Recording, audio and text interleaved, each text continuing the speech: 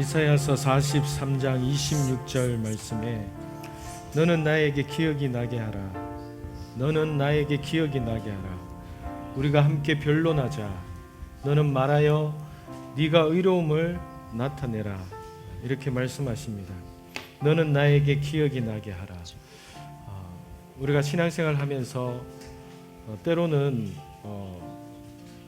내가 기도한 것들에 대해서 하나님께서 나에게 어떻게 일하시는지를 살펴보기를 원하고, 하나님께서 하나님께서 일하시는 거구나, 하나님께서 나를 위해서 일하시는 거구나 라고 느껴지거나 그런 것들이 생각이 되어질 때에는 기쁨이 있고 신앙생활 할 맛도 나고 그렇게 있다가 또 때로는 하나님이 지금 일하시는 것 같이 보이지 않을 때에는 의기소침해하기도 하고, 하나님께서 지금 뭐 하시지? 왜 이렇게 일을 안 하시지? 하는 이런 마음들 때문에 우리가 괜히 움츠려들고 이렇게 될 때가 있습니다. 그런데 하나님께서 오늘 이 말씀을 저에게 기억나게 하시면서 하시는 게 반대가 되어야 된다. 너는 나에게 기억이 나게 해라. 우리는 이렇게 노를 젓는 배를 타고 이 믿음의 항해의 바다에서 믿음으로 출발을 했을 때 계속 노를 저어서 가야 되는 겁니다. 하나님께서 우리를 한번 하나님의 자녀로 삼으셨다는 것은 중간에 우리가 뭘 잘못하거나 뭘 못할 때에 자녀됨이 끊어지고 더 이상 하나님이 우리의 아빠가 안 되는 게 아니라 우리는 계속해서 믿음으로 노를 저으면서 가야 되는 것이죠. 그런데 우리의 자녀들이 때로는 자신들이 잘못했을 때에 엄마 아빠가 나를 여전히 사랑하실까? 물론 그런 아이들도 없겠지만 또 어떤 아이들, 심각한 아이는 엄마 아빠가 나를 버리는 것이 아닐까? 엄마 아빠가 나의 진짜 아빠일까? 이런 의심이 들고 스스로가 그냥 움츠려들고 그렇게 될 때가 있는 것이죠. 그런데 하나님께서 이 말씀을 통하여서 이렇게 주시는 마음이 뭔가 하면은, 하나님이 지금 일하나 안 하나 그거 살펴보는 게 아니라 내가 하나님 앞에서 이미 받은 말씀을 끝까지 하나님 앞에서 믿음의 항해를 계속해서 노를 저어서 가야 된다는 것이죠. 그래서 너는 나에게 기억이 나게 해라. 하나님이 우리로 하여금 우리의 말과 우리의 행동을 통해서, 하나님 제가 여기 있습니다. 하나님 저 여전히 지금 믿음의 노를 젓고 있습니다. 하나님 제가 여전히 아버지 앞에서 믿음으로 살기를 원합니다. 우리의 신앙이라든가 우리의 삶의 믿음의 기쁨이 주일날이나 예배할 때만 있는 것이 아니라 예배가 끝나고 나서, 주일이 끝나고 나서 월요일부터 시작을 할 때에 나 어제 교회에 가서 기도를 했는데 그 기도한 대로 하나님께서 이번 한 주간에 어떻게 일하시는지 봐야겠다. 물론 그런 생각도 들 수도 있겠지만, 그러나 하나님께서 우리에게 원하시는 것은 언제나 하나님이 우리에게 있어서 영원토록 아빠 되심은 틀림이 없는데, 우리가 그 안에서 하나님으로 하여금 내 자신을 기억나게 해드리는 것, 그것은 우리의 입술과 우리의 어떤 행동과 우리의 삶을 통해서 하나님이 일하시나 안 하시나를 보는 게 아니라 하나님께서 우리에게 믿음으로 사나 안 사나, 입술의 고백과 삶의 모습들이 나를 의지하고 나를 바라보면서 살고자 하는 그러한 삶의 태도가 있는지 없는지, 그것을 바라보시면서 우리를 기억하신다는 것, 이런 마음을 받았습니다. 그래서 우리가 늘 하나님 앞에서 우리의 입술과 우리의 마음의 태도를 통하여서 하나님으로 하여금 나를 기억하시도록, 하나님의 기억에 남는 하나님의 자녀가 되는 것, 오늘 이 아침에 찬양 가운데 저에게 주신 인사이트였습니다. 하나님 아버지, 우리가 주님 앞에서 오늘도 하나님 앞에 예배하는 자로, 찬양하는 자로 아버지 앞에 믿음으로 나아갈 수 있는 시간을 주셔서 감사합니다. 하나님, 우리가 언제나 하나님 앞에서 하나님이 우리의 하나님이 되심을 우리가 고백하기를 원합니다. 아버지, 하나님이 일하시나 안 하시나 살펴보고 내가 내 안에 그런 느낌이 있는지 없는지 그것을 느끼면서 때로는 우리가 하나님 움츠러들기도 하고 절망하기도 하지만은 하나님은 언제나 우리의 아빠 되시고 우리의 아버지가 되시고 하나님께서는 언제나 변함이 없으신데 우리의 감정이나 우리의 말이나 우리의 마음이 늘 바뀌고 있음을 고백합니다. 하나님, 오늘 이 시간 우리가 다시 한번 하나님 앞에서 우리의 입술의 고백과 우리의 삶을 통하여서 하나님으로 하여금 나를 기억하게 하는 하나님, 그러한 자로 주님 앞에 날마다 살아가기를 고백합니다. 하나님, 믿음의 여정 가운데 계속해서 노를 젓지 않으면은 하나님, 때로는 풍랑에 휩쓸리기도 하고 때로는 원치 않는 방향으로 흘러가기도 하는데, 그럴 때에 하나님이 안 계셔서 그런 게 아니라 하나님, 우리가 늘 아버지 앞에서 믿음으로 하나님과의 그 친밀함 안에서 기쁨으로 아버지와 살아가는 것을 놓치지 않겠습니다. 주님 감사합니다. 거룩하신 예수님의 이름으로 기도드립니다. 아멘.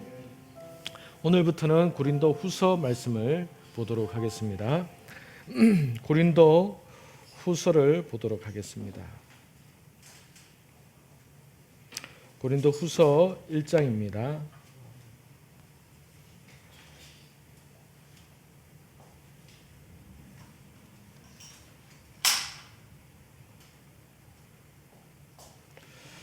고린도 후서 1장부터 24절까지 교독하겠습니다. 우리말 성경 버전을 읽겠습니다. 고린도 후서 1장입니다. 하나님의 뜻으로 그리스도 예수의 사도가 된 바울과 형제 디모데는 고린도에 있는 하나님의 교회와 온 아가야에 있는 모든 성도들에게 편지를 씁니다.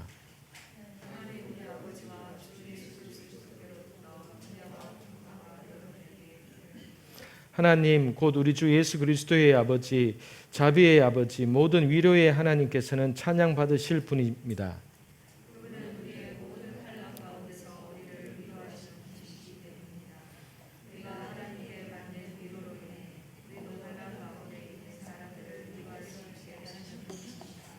그리스도의 고난이 우리에게 넘치는 것 같이 우리의 위로도 그리스도를 통해서 넘칩니다.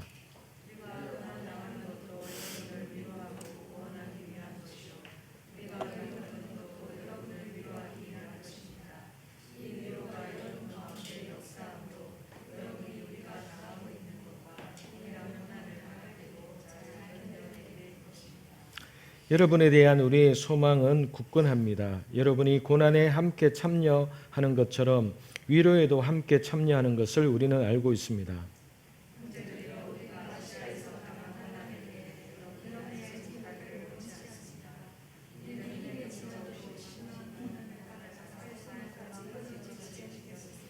우리는 마음의 사형 선고를 내려야 했습니다. 그렇게 된 것은 우리 자신을 의지하지 않고 죽은 사람들을 살리시는 하나님만 의지하도록 하기 위함이었습니다.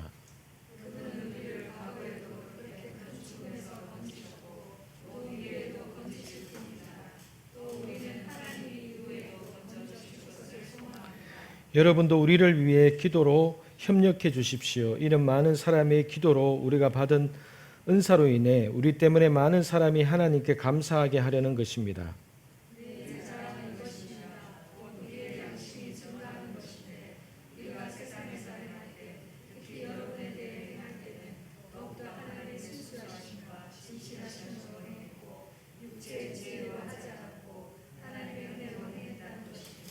우리는 여러분이 읽고 아는 것 외에 아무것도 다른 것들을 쓰고 있는 것이 아닙니다. 그러므로 나는 여러분이 완전히 알 수 있기를 바랍니다.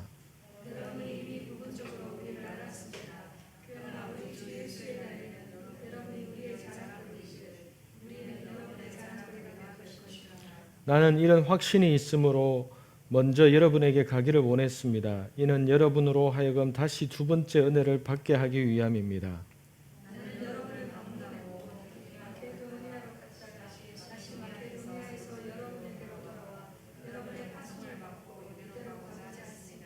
내가 이렇게 계획할 때 어찌 경솔히 했겠습니까? 또 내가 이렇게 계획할 때 예예라고 했다가 금방 아니요 아니요 라고 하려고 육체를 따라 계획하고 있는 것입니까?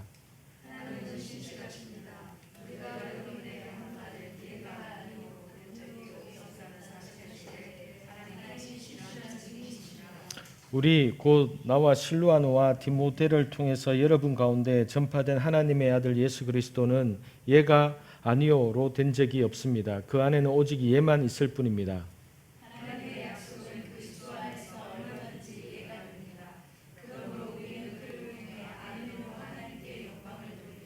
여러분과 함께 우리를 그리스도 안에서 굳건하게 하시고 또 우리에게 기름을 부어 주신 이는 하나님이십니다.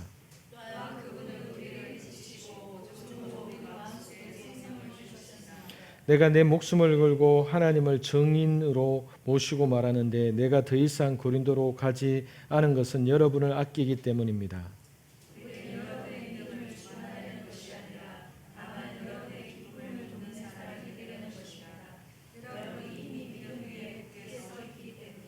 아멘. 고린도 전서를 이어서 오늘부터 고린도 후서를 이렇게 합니다. 고린도 후서의 이제 배경은요. 고린도 전서가 바울이 2차 전도 여행 때 고린도에 가서 개척을 해서 1년 반 정도 고린도 교회를 세워놓고 이제 그 고린도 교회에 다른 사역자, 동역자를 붙여놓고 바울은 그 이스라엘로 예루살렘으로 돌아왔다가 이제 또다시 이제 3차 전도 여행을 위해서 에베소서에 이르렀을 때에 고린도 교회가 심각한 문제가 있다는 그 소식을 에베소로 온 사역자를 통해서 이야기를 듣게 되어서 우리가 지금까지 보았듯이 고린도 전서라는 이 내용 안에 여러 가지 많은 문제들, 교회 안에 있었던 여러 가지 많은 아주 세세하게 그런 일일이 그러한 것들을 지적하고 가르치고 책망하고 하는 것들을 이렇게 써주었습니다. 그러면은 정말 우리가 사도 바울이라는 사람이 오늘날의 교회에서 생각하는 것처럼 신약 성경의 절반 이상을 절반을 쓴 사람이고 하나님 앞에서 가장 기독교 교리를 세울 수 있었던 이러한 사역자의 말이라면 이 사도 바울이 말을 잘하든 아니면 성격이 아주 강하든 사람들을 휘어잡든 아니든 간에 이와 같은 하나님의 분명한 사람들, 다메섹 도상에서 예수님을 만나서 하나님의 부르신 가운데 자신의 모든 생애를 걸었고 그리고 68년경에 로마에서 순교를 당할 만큼 예수님께 하나님 나라에 헌신되게 하나님 앞에서 생을 마감했다는 이 존재만으로도 우리에게 있어서는 굉장히 추앙받는 그런 사람입니다. 그런데 고린도 교회는 고린도 전서라는 편지를 받았을 때 반응이 어땠는가 하면은 그 안에서 사람들이 바울의 그 편지를 받고 그 지도를 받고 안에서 더 요동치고 바울을 대항하고 쉽게 말하면 지가 뭔데 이런 반응들이 나왔습니다.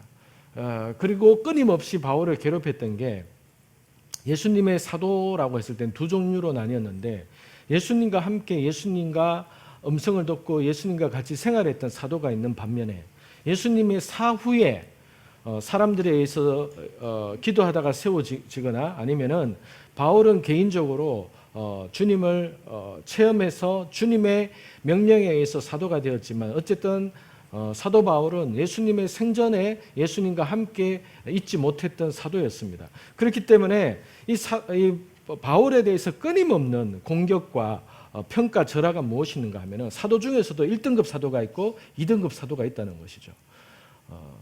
그래서 베드로나 요한과 같이 예수님과 3년 동안 사역 가운데 함께 했던 그런 사도들은 굉장히 추앙받고 그들이 오고 그들이 방문하고 할 때는 헌금도 넉넉하게 주고 그 아내를 데리고 와서 이렇게 묵고 이렇게 할 때 모든 것을 이렇게 했지만은 사도 바울과 같이 이혼하고 그리고 주님이 생전에 그 제자가 되지 못했던 그러한 사람이라고 하지만은 그러한 사도라고 하지만은 사람들이 봤을 때에 바울이 예수님을 만난 것은 그것은 개인적인 체험이지 그것을 대중적으로 그것이 점검된 것이 아니기 때문에 많은 사람들에게 있어서 사도 바울의 사도성에 대해서 의심케 하고 평가절하하고 하는 그런 문제가 있었던 겁니다. 더구나 고린도전서에서 지적했던 대로 아주 그 안에서는 고린도전서에 보면 신랄하게 책망하고 하는 내용이기 때문에 그 편지를 받아들었던 그 당시에 그 문제에 해당되었던 사람들은 거기에 대해서 반발하고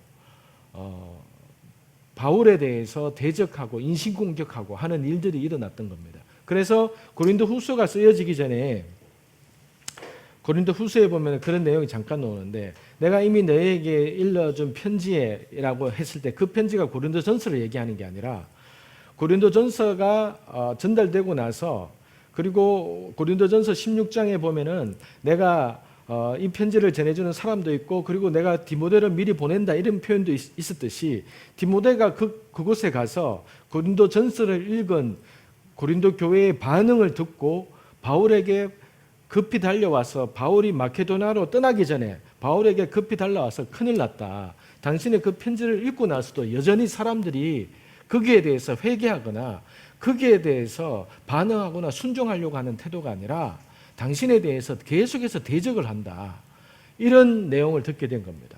그래서 바울이 특별히 그렇게 하는 사람들에 대해서 그 부분에 대해서 지적하면서 편지를 써서 또다시 보냈던 겁니다. 그런데 그 편지는 남아있지가 않습니다.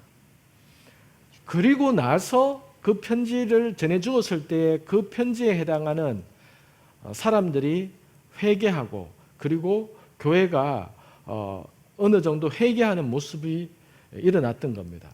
그 소식을 듣고 거기에 대한 바울의 심정과 반응으로서 쓰는 편지가 이 고린도 후서가 되는 겁니다. 그래서 이 고린도 후서는요, 전서를 쓰고 났을 때에 바울이 생각했던 그 반응이 나오지 않았던 겁니다. 이 내용을 우리가 이해하고 나면은 여러분 얼마나 사람들이 숭악한지, 얼마나 이 사람들이 이 바울에 대해서 공격이 얼마나 심했는지, 그리고 바울이 표현하기에 갈라디아에서도 그렇게 표현하지만은 이 거짓 교사들, 거짓 사도들, 그래서 고린도 교회 안에서도 바울이 개척을 했지만 바울이 떠나고 나서 이 고린도 교회를 끊임없이 흔드는 거짓 교사들이 있었던 겁니다. 바울의 사도성에 대해서 얘기하고 바울의 언변에 대해서 얘기하고 바울은 자기가 떳떳하게 사역비나 선교비를 우리 보고 우리한테 요구하지 못하는 이유가 무엇이겠냐? 그가 완전한 사도가 아니기 때문이다. 그리고 그는 예수 믿기 전에 얼마나 많은 사람들을 죽였냐? 생각해봐라. 스데반도 바울 때문에 죽었지 않냐? 이렇게 하면서 흔들었던 겁니다. 그래서 그러한 거짓 교사들에 의해서 고린도 교회 안에 많은 사람들이 그 거짓 교사의 그 가르침과 그 순종하는 말에 휩쓸렸던 겁니다. 더구나 고린도 전서와 같이 찔리는 말들을 계속해서 바울이 해대니까 반발심이 일어났던 겁니다. 그래서 여러분 고린도 후서는요, 바울이 썼던 서신서 중에서 가장 개인적인 심정과 자신의 어떠함을 적나라하게 표현한 것이 고린도 후서입니다. 그래서 고린도 후서에는 바울이 개인적으로 사역하면서 느끼는 감정과 그리고 아픔과 자신 안에 있는 내면의 갈등을 적나라하게 숨김없이 표현한 것이 고린도 후서가 되는 것입니다. 그래서 우리가 오늘부터 해서 매주마다 이제 고린도 후서를 통해서 여러분 사역자의 아픔, 하나님의 일을 하기 위해서 아버지 앞에 헌신한 그러한 사역자의 아픔, 또는 하나님 앞에서 주만을 바라보고 가고자 했을 때 어떤 아픔과 내면의 갈등과 고통이 있었는가에 대해서 우리가 배우게 되고 보게 되는 것이 이 고린도 후서입니다. 1절 말씀을 보겠습니다. 하나님의 뜻으로 그리스도 예수의 사도가 된 바울과 형제 디모데는 고린도에 있는 하나님의 교회와 온 아가야에 있는 모든 성도들에게 편지를 씁니다. 하나님의 뜻으로 그리스도 예수의 사도가 된 바울. 고린도 전서도 마찬가지지만은 바울을 향해서 끊임없이 바울의 사도성에 대해서 의문을 품고 자격에 대해서 딴지를 걸었던 사람들이 많았기 때문에 바울은 어떤 면에 있어서는 자존심 상하는 그런 마음도 있었고 아킬레스건이라고 할 만큼 자신의 어떤 사도가 된 것이 네 스스로가 된 것이 아니냐라는 공격도 있었기 때문에 항상 바울의 서신서 앞에는 자신에 대해서 하나님의 뜻으로 그리스도 예수의 사도가 된 바울은 이렇게 표현을 하는 겁니다. 그리고 자신에 대해서 늘 간증을 그렇게 분명히 얘기를 합니다. 이것이 바울의 자랑이기도 하지만은 한편으로는 바울의 아픔이기도 한 겁니다. 사람들이 자꾸 공격을 하니까 야, 너 네가 스스로 사도가 된 거지 않냐? 야, 너는 베드로나 요한과 예수님의 사역 때 예수님 쫓아다니고 할 때 너는 가말리엘 문화에서 편안하게 공부했지 않냐? 이런 이야기를 들으면서 평가절하된 이야기를 많이 들었기 때문에 바울은 자신에 대해서 하나님의 뜻으로 나는 사도가 되었다라고 분명하게 계속해서 이야기를 하고 있습니다. 2절에 하나님 우리 아버지와 주 예수 그리스도께로부터 은혜와 평화가 여러분에게 있기를 빕니다.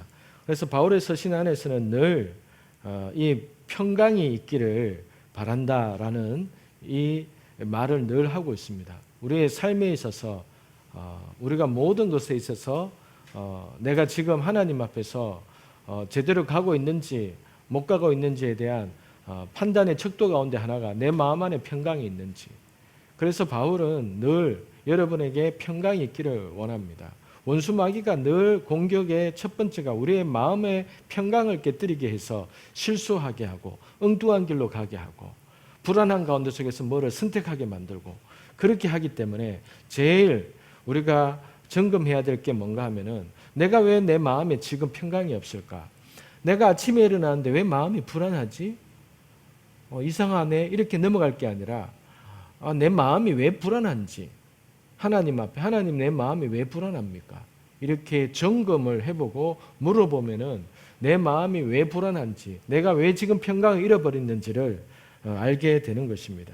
그래서 바울은 하나님 앞에서 자신의 마음을 살펴보면서 자신의 믿음의 노를 저으면서 자신의 그 인생의 배를 하나님 앞에서 늘 그렇게 끌고 갔다는 겁니다. 3절을 보겠습니다. 하나님 곧 우리 주 예수 그리스도의 아버지 자비의 아버지 모든 위로의 하나님께서는 찬양 받으실 분입니다. 4절 그분은 우리의 모든 환난 가운데서 우리를 위로하는 분이시기 때문입니다.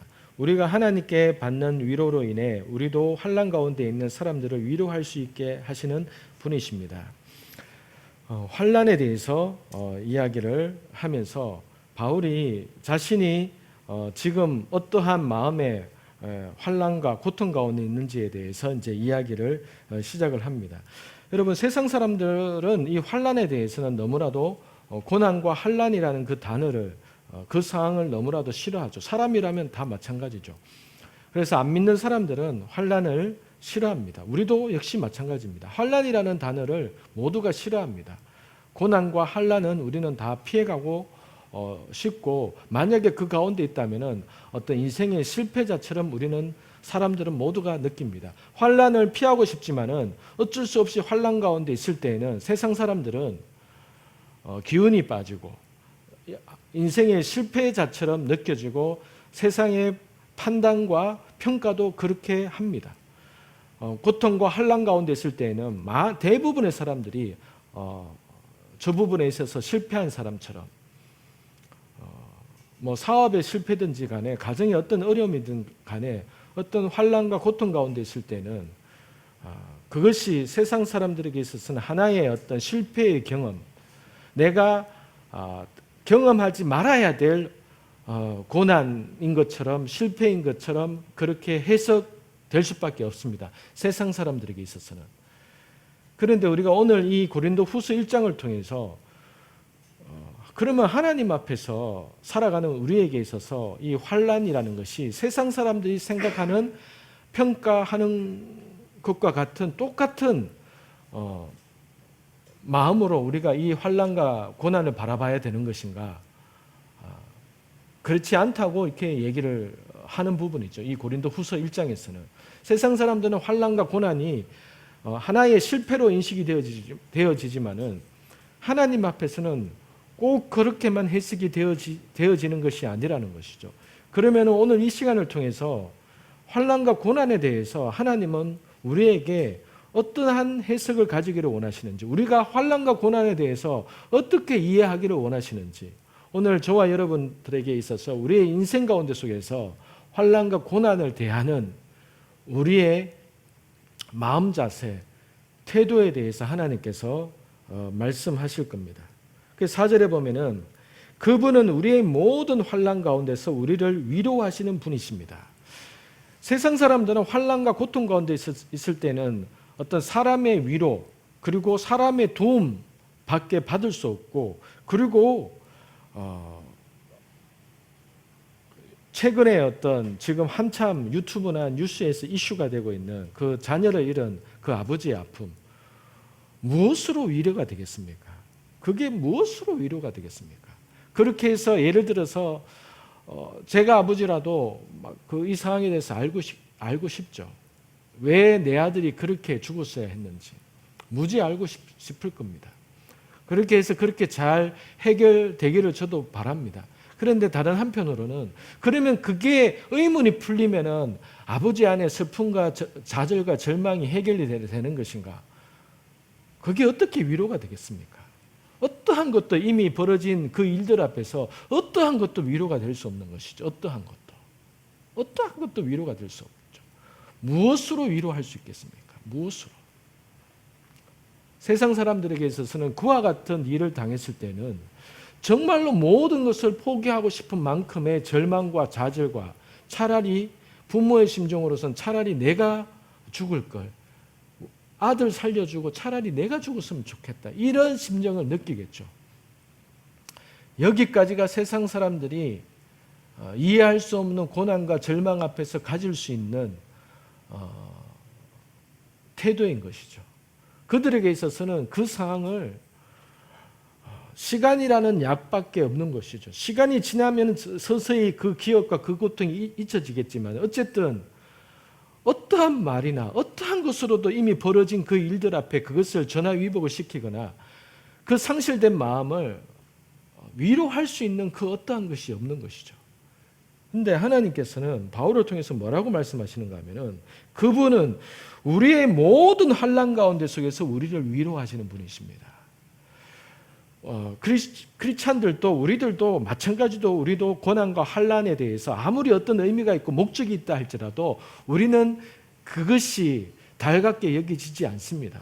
우리 역시도 고난과 환난 가운데 그 고난과 환난을 통해서 하나님이 어떤 것을 의도하는 것이 있다는 것을 안다 할지라도 과거에 그것을 경험했기 때문에 앞으로 더 그러한 고난과 환난 가운데 있게 되면 이겨낼 수 있는 게 아니라 과거에 경험했다 할지라도 앞으로도 또다시 그러한 어떤 훈련 과정을 통한 고난과 환난이 있다는 그 자체만으로도 우리는 여전히 그리스도인이라 할지라도 하나님의 자녀라 할지라도 언제나 이 고난과 환난을 우리는 피하고 싶은 마음이죠. 그것이 우리의 솔직한 고백입니다. 그런데 하나님은 어쨌든 간에 우리에게 말씀하시는 게 뭔가 하면 모든 환난 가운데 속에서 그분만이 우리를 위로해 줄 수 있다라고 말씀하십니다. 하나님만이 위로해 줄 수 있다는 것이죠. 이 하나님이 위로하시는 위로가 세상에 있는 위로의 차원이 아닐 겁니다. 그래서 하나님께서는 우리에게 첫 번째로 하시는 말씀이 뭔가 하면은 지금 또는 앞으로 우리가 어떤 환난이나 어떤 고난 가운데 있다 할지라도 그 가운데 있을 때는 이러한 말씀조차도 위로가 안 될 상황도 많습니다. 사실 우리에게. 그러나 그럼에도 불구하고 하나님께서 우리에게 알려주시고자 하시는 말씀이 무엇인가 하면은 나만이 너를 위로할 수 있다. 내가 너를 위로할 수 있다. 세상의 그 어떤 것으로도 네 마음의 아픔과 절망과 그 고난을 이해할 수 없다. 그러나 나만 너의 그 고난과 그 환난을 나만 하나님만 그것을 위로할 수 있는 분이다. 이런 것을 우리가 알기를 원한다는 사실입니다. 우리가 하나님께 받는 위로로 인해 우리도 환난 가운데 있는 사람을 위로할 수 있게 하시는 분이십니다. 하나님만이 우리에게 주실 수 있는 고난 가운데 환난 가운데 있는 그 위로를 통해서 하나님은 나를 통해서 다른 사람들을 위로하기를 원하신다는 사실입니다. 물론 그것을 위해서 우리를 위해서 고난과 환난을 주는 것은 아닙니다.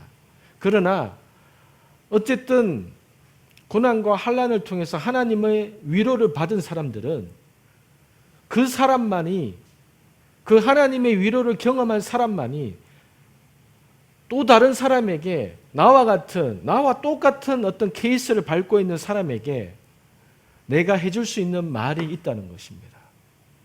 왜냐하면 모든 사람들이 하나님의 음성을 동일하게 들을 수 있고 모든 사람들이 그 환난과 고난 가운데 속에서 늘 하나님을 찾아가는 것이 아니기 때문입니다. 그래서 하나님은 내가 이미 경험한 고난과 환난을 통해서 하나님 앞에서 손을 내밀기도 힘든 그 사람에게 내가 찾아가서 내가 받은 그 말씀을 통해서 그 사람에게 그 단 한마디라도 하나님께서 전해주기를 원하신다는 사실이죠. 5절을 보겠습니다. 그리스도의 고난이 우리에게 넘치는 것 같이 우리의 위로도 그리스도를 통해서 넘칩니다. 고난이 넘치는 만큼 위로도 넘치게 될 것이다. 이렇게 말씀합니다. 그럼에도 불구하고 우리는 고난은 피하기를 원합니다. 그것이 모두가 우리가 다 원하는 것입니다. 저도 마찬가지입니다. 6절 우리가 고난 당하는 것도 여러분을 위로하고 구원하기 위한 것이요 우리가 위로받는 것도 여러분을 위로하기 위한 것입니다. 이 위로가 여러분 가운데 역사함으로 여러분이 우리가 당하고 있는 것과 동일한 고난을 당할 때도 잘 견뎌내게 된 것입니다. 그렇습니다. 우리가 고난 당하는 것도 여러분을 위로하고 구원하기 위한 것이요 우리가 위로받는 것도 여러분을 위로하기 위한 것입니다. 이 위로가 여러분 가운데 역사함으로 여러분이 우리가 당하고 있는 것과 동일한 고난을 당할 때도 잘 견뎌내게 된 것입니다. 바울이 이 고난에 대한 의미, 고난의 비밀에 대한 두 번째가 하나님이 첫 번째는 하나님은 모든 고난 가운데 속에서 우리를 위로하시는 분이라는 사실이고 두 번째가 그 고난을 통해서 하나님은 나를 통해서 누군가를 위로하기를 원하시고 하나님은 내가 누군가를 통해서 위로받아야 된다고 말씀하신다는 겁니다. 저와 여러분들에게 앞으로 이러한 축복이 있게 되기를 축복합니다. 여러분들이 누군가를 위로해 줄 수 있는 사람, 여러분에게 누군가가 위로자가 되어줄 수 있는 그 은혜, 하나님이 우리 공동체에게 교회에 하나님께서 이렇게 되기를 원하신다는 겁니다. 7절 여러분에 대한 우리의 소망은 굳건합니다. 여러분이 고난에 함께 참여하는 것처럼 위로에도 함께 참여하는 것을 우리는 알고 있습니다. 그렇습니다. 함께 고난도 참여했다면 함께 위로도 참여하고 이것을 하나님께서 원하신다는 것이죠. 8절 형제들이여 우리가 아시아에서 당한 환난에 대해 여러분이 알지 못하기를 원치 않습니다. 우리는 힘에 겹도록 심한 고난을 받아 살 소망까지 끊어질 지경이 되었습니다. 구체적으로 이것이 어디에서 어떻게 당했는지는 학자들도 잘 모른다고 하지만은 그러나 바울이 어쨌든 간에 40에 하나 감한매를 4번인가 5번을 맞고 그리고 늘 죽음의 위협을 받고 늘 바울을 죽이고자 했던 사람이 금식하면서까지 내가 바울을 죽이기 전까지는 나는 먹지도 마시지도 않겠다 이런 사람들도 있었고 그리고 때로는 가서 헐벗기도 하고 그리고 고린도 교회와 같이 바울을 늘 비방하고 바울의 리더십에 대해서 딴지를 거는 사람이 있었기 때문에 바울은 고린도 전서에 썼던 것 같이 고린도 교회에서 사역하는 1년 반 동안에 다른 데에서는 그 지원도 받고 선교비도 내라고 해서 받았지만은 바울은 고린도 교회의 성도들의 수준을 알았기 때문에 일절 받지 않기로 작정을 했다는 거예요.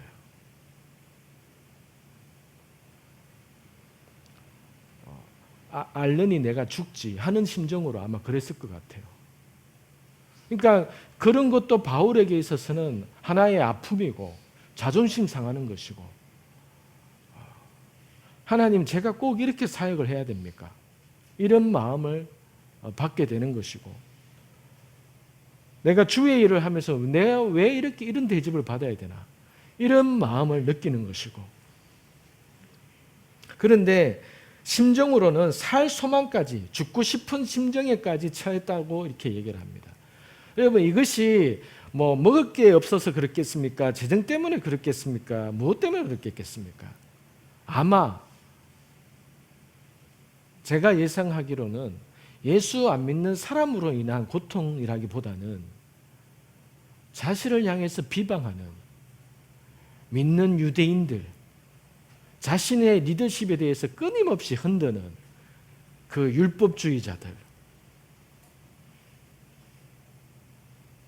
그런 말로 인한 것 때문에 사도 바울을, 여러분, 우리를 가장 힘들게 하는 것이 뭡니까? 물질입니까? 물론 물질도 힘들게 하죠. 그러나 우리를 고통스럽게 하는 것이 어떤 사람들의 말, 그 사람들이 놀린 혀, 그것이 몇 날 며칠이 되어도, 몇 달이 지나도 그것이 잊혀지지 않고 우리를 괴롭히고 우리를 속상하게 만들고 우리를 화나게 만들고 그렇게 되는 것이죠.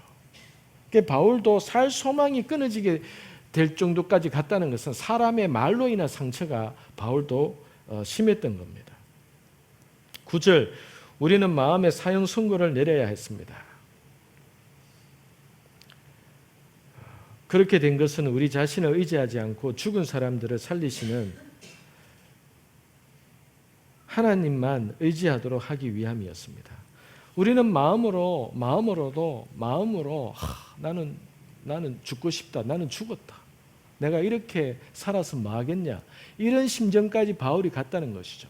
그런데 거기에도 바울은 그 상황 속에서도 하나님 앞에서의 의미를 깨달았다는 겁니다. 그 의미가 무엇인가 하면은, 그렇게 된 것은 하나님이 사람을 의지하지 않고 하나님만 의지하도록 하기 위함이었더라.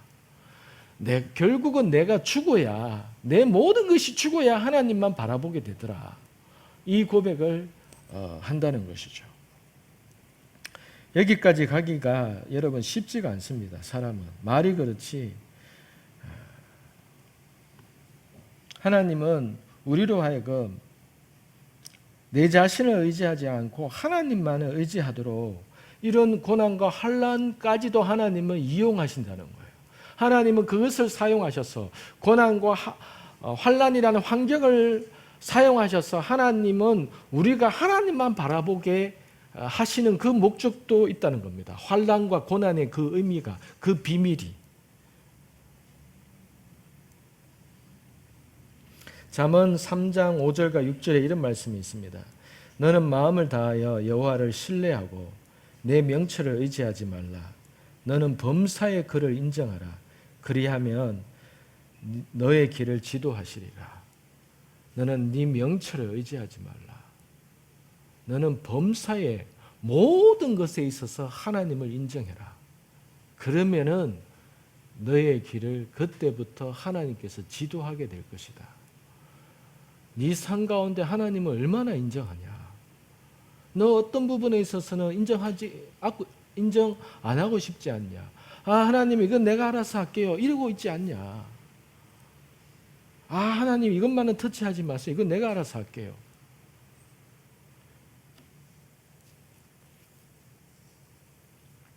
세상의 지혜는 성경의 말씀과 세상 사람들과 세상에서의 가르침은 성경 말씀과 반대로 이야기하죠.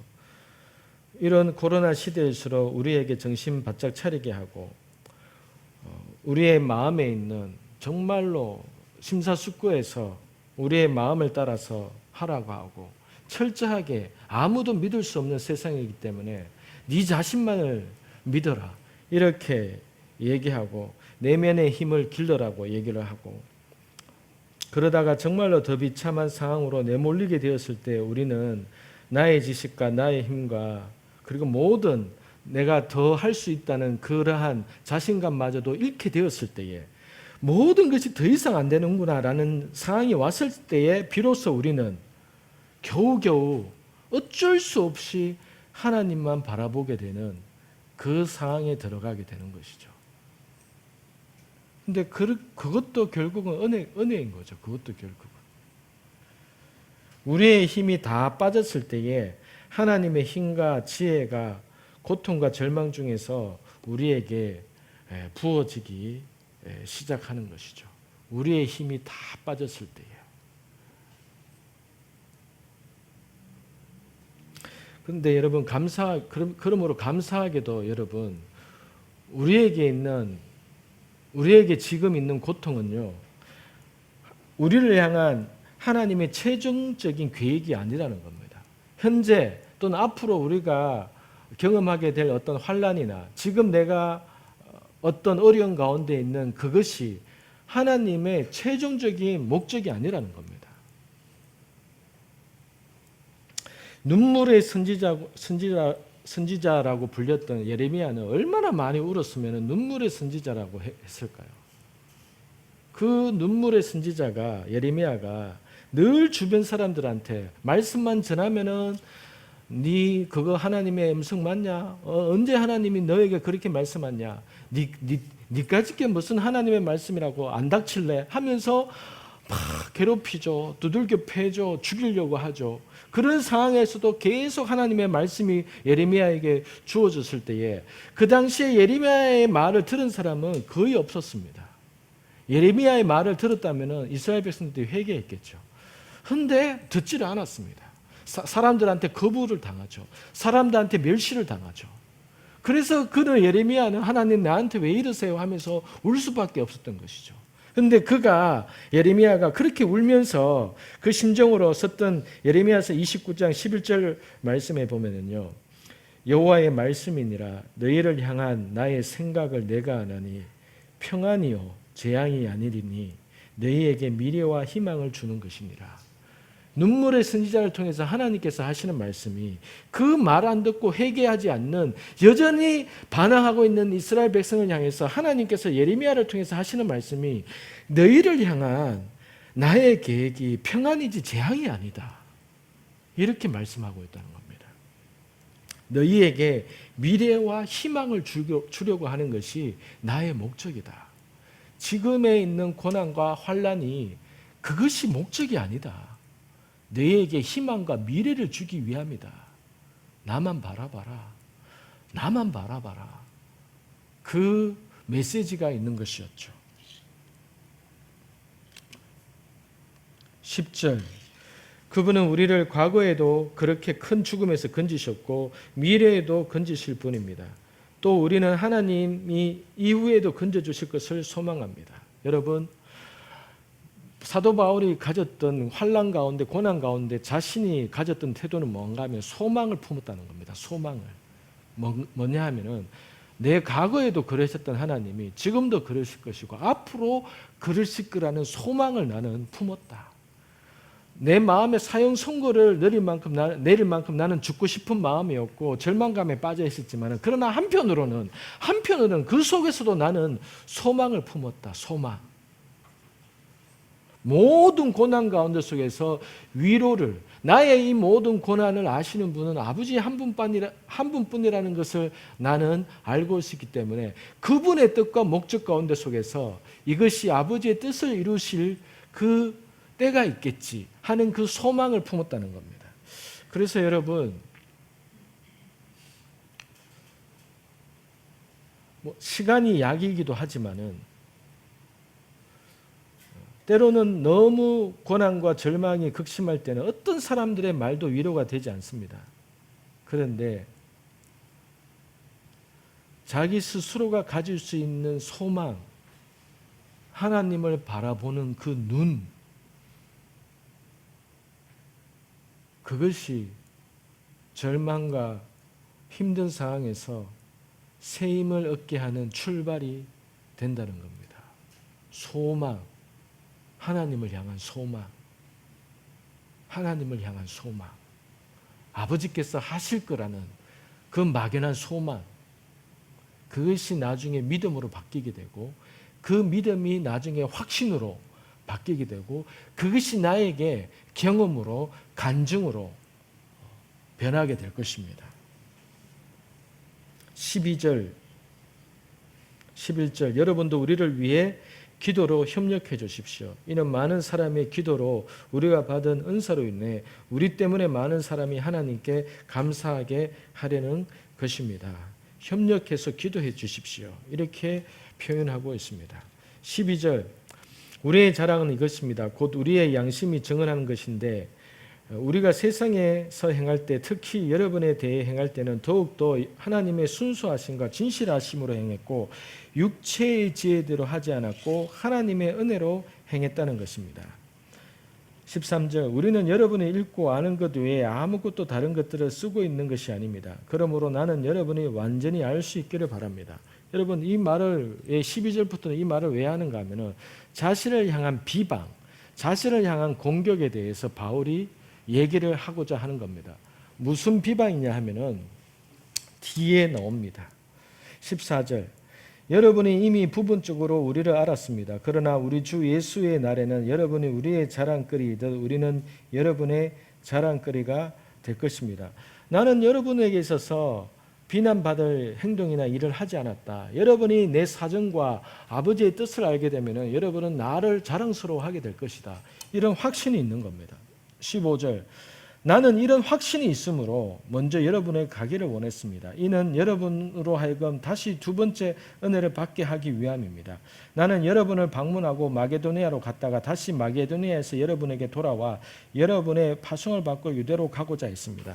여러분 우리가 고린도전서 16장을 보았듯이 16장 초반절에서 나는 기회가 된다면 여러분의 속히 가기를 원한다. 그리고 아버지의 뜻이라면 잠깐 있는 것이 아니라 오랫동안 머물기를 원한다. 특히 겨울을 지냈으면 좋겠다. 이렇게 얘기를 했습니다. 그런데 여기에서 더 구체적으로 어떻게 얘기하는가 하면은 마게도니아로 갈 때 여러분들에게 들렸다가 마게도니아 갔다가 또 오면서 여러분에게 들렸다가 거기에서 오랫동안 머물다가 겨울을 지나고 가기를 원했다. 이것이 나의 계획이었다.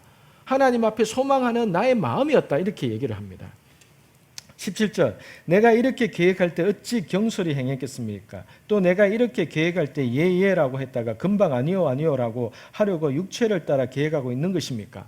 여러분 왜 이렇게 얘기하는가 하면 바울에 대한 공격이 어떻게 왔느냐 하면 편지를 쓰고 나서 바울이 마게도니아로 해서 고린도에 가지 못했습니다. 그러니까 어떤 공격이 오느냐. 야 봐봐라 바울은 지 상황에 따라 지 유익에 따라서 온다고 했다가 안 오지 않냐. 바울은 원래 그런 사람이다. 바울은 지 마음대로 한다. 지 마음대로. 지가 가고 싶은 때는 간다고 했다가 또 지가 마음이 바뀌고 다른 곳에서 더 유익을 얻을 것 같으니까 또한 그곳으로 가려고 하고 이러한 고린도 교회의 그 교회를 흔드는 거짓 사도들이 바울에 대해서 왜 말을 저렇게 바꾸는 사람 왜 당신들의 교회의 지도자로 삼냐. 야 지도자의 덕목이 한번 정했으면 일관성 있게 해야지. 저렇게 말 바꾸는 사람은 어떻게 우리가 지도자로 사도로 따를 수 있냐. 이렇게 공격이 들어왔던 겁니다. 그런데 바울이 이렇게 얘기를 합니다. 내가 가겠다 예 했다가 금방 아니요라고 그렇게 육체를 따라서 내 유익을 따라서 말하는 사람으로 너희가 생각하느냐. 나는 그런 사람 아니다. 이렇게 얘기하는 겁니다. 18절 하나님은 신실하십니다. 우리가 여러분에게 한 말은 예가 아니요로 된 적이 없었다는 사실에 대해 하나님이 신실한 증인이십니다. 나는 언제나 하나님 앞에서 기도하면서 하나님이 내게 주신 감동과 그 마음을 따라서 너에게 속히 가기를 원하는 것이 하나님이 기회를 주신다면 내가 가겠다고 했지 내가 반드시 가겠다고 한 것이 아니지 않냐. 그리고 하나님의 뜻이라면은 내 마음에는 그런 소원이 있는데 하나님의 뜻이라면 하나님이 내게 기회를 주신다면 나는 이러한 계획으로 가고 싶다라고 했지 않느냐. 그러나 항상 성령님께서 나의 발걸음과 계획을 옮겨 움직이셨듯이 하나님께서 나에게 다른 마음을 주시고 다른 뜻을 주시기 때문에 내가 그렇게 하는 것이지, 내 유익을 쫓아서 나의 어떠함을 쫓아서 금방 말을 바꾸고 한 적이 없다. 이렇게 표현을 하는 겁니다. 19절, 곧 나와 실루아노와 디모데를 통해서 여러분 가운데 전파된 하나님의 아들 예수 그리스도는 예가 아니오로 된 적이 없습니다. 그 안에는 오직 예만 있을 뿐입니다. 하나님의 약속은 그리스도 안에서 얼마든지 예가 됩니다. 그러므로 우리는 그를 통해 아멘으로 하나님께 영광을 돌립니다. 여러분과 함께 우리를 그리스도 안에서 굳건하게 하시고 또 우리에게 기름 부어주신 이는 하나님이십니다. 또한 그분은 우리를 인치시고 보증으로 우리 마음속에 성령을 주셨습니다. 내가 내 목숨을 걸고 하나님을 증인으로 모시고 말하는데 내가 더 이상 고린도에 가지 않은 것은 여러분을 아끼기 때문입니다. 내가 간다고 했다가 가지 않은 이유와 뜻은 내가 여러분을 아끼기 때문이다. 이유를 내가 가서 설명을 해주겠다. 하나님이 내게 주신 그 마음을 쫓아서 내가 가지 않기로 결정한 것인데, 그것을 내가 음성을 듣고 보니까 그렇게 하는 것이 이 고린도 교인들에게 이게 유익하겠구나라고 나는 깨닫게 된 것이다. 그 이유를 내가 가서 설명하겠다. 이렇게 표현하는 것이죠. 여러분, 이 고린도 후서 이 1장에 이 바울의 심정을 이렇게 얘기를 하면서, 바울은 자신의 리더십에 대해서 흔들고 자신에 대해서 공격하고 사도성에 대해서 흔들고 공격하는 자들에 대해서 정말로 죽을 만큼 아픔과 슬픔과 그러한 마음의 어려움을 당했고, 이러한 사람들에 대한 말에 대한 어떤 상처나 고통뿐만 아니라 실제적으로도 배고픔이나 매맞음이나 죽음의 그러한 위협 속에서 그가 하나님의 일을 하는 데 있어서 그 역시도 왜 하나님의 사역자가 이러한 주의 일을 감당하는 데 있어서 왜 이러한 일을 당해야 하는가라는 의문도 있었지만은, 그가 이 고린도 후서 1장에서 말하는 고난의 비밀, 고난이 주는 의미에 대해서 얘기할 때 첫째가 무엇인가 하면은, 세상 사람들은 고난과 환난에 대해서 대책이 없지만은 하나님은 모든 환난에서 우리를 위로하시는 분이십니다. 바울이 우리에게 오늘 1장을 통해서 말하는 첫 번째는, 하나님은 모든 환난 가운데 있는 자들에게 하나님은 위로하기를 원하시는 분이라는 겁니다. 두 번째, 하나님은 어쨌든 그 환난과 그것을 통해서, 고난을 통해서 하나님은 우리를 통해서 누군가를 위로하기를 원하시고, 내가 고난과 환난 가운데 있을 때에 내가 사람의 위로와 사람의 그러한 위로와 사랑을 받기를 원하신다는 겁니다. 그리고 세 번째, 하나님은 때로는 이 고난과 이해할 수 없는 환난을 통해서 나를 낮추셔서 정말로 인생 가운데 속에서 해답은 하나님밖에 없구나, 정말로 내 인생 가운데 속에서 모든 삶의 해답은 하나님밖에 없구나 라는 결론에 이르기를 하나님께서 원하신다는 사실입니다. 그리고 마지막으로 그 환난과 고난을 통해서 하나님은 우리의 입술로서 하나님 앞에 감사하기를 원하신다는 것이죠. 바울의 고백과 같이 나의 죽음도 유익함이라, 자신의 생명조차도 그 죽음이 하나님 앞에 유익이 되더라, 이런 고백이 나올 때까지 하나님은 모든 것을 사용하셔서 우리를 하나님 나라에 있어서 가장 아버지께서 원하시는 그 자리로 우리를 지금도 이끌어 가고 계십니다. 여러분, 고난과 환난 가운데 있을 때에 하나님께서 우리에게 주시는 이 환난의 비밀, 고난의 비밀을 기억하면서 내가 누군가에게 위로가 될 수 있는 존재가 되고, 나 역시도 누군가로부터 위로를 받는 사람이 되어야 될 뿐만 아니라, 어쨌든 이 모든 것을 통해서 하나님은 우리에게 오직 하나님만, 오직 정말로 하나님이 어떤 분이신가를 진실로 온전히 깨닫게 되기를 원하신다는 사실입니다. 이러한 고난과 환난의 비밀, 유익을 우리의 마음 가운데 기억하면서 우리 역시 아무리 이러한 고난과 환난의 비밀이 있고 유익이 있다 할지라도 우리는 여전히 고난과 환난을 우리는 싫어합니다. 그것이 당연합니다. 그러나 혹시 지금 내 삶 가운데 이러한 마음의 고통과 어려움이 있다면은 오늘 이 사도 바울이 전하는 이 고난과 환난의 비밀을 통해서 하나님이 주시는 그 음성을 붙들게 되는 저와 여러분이 되시기를 축복합니다. 함께 기도하겠습니다.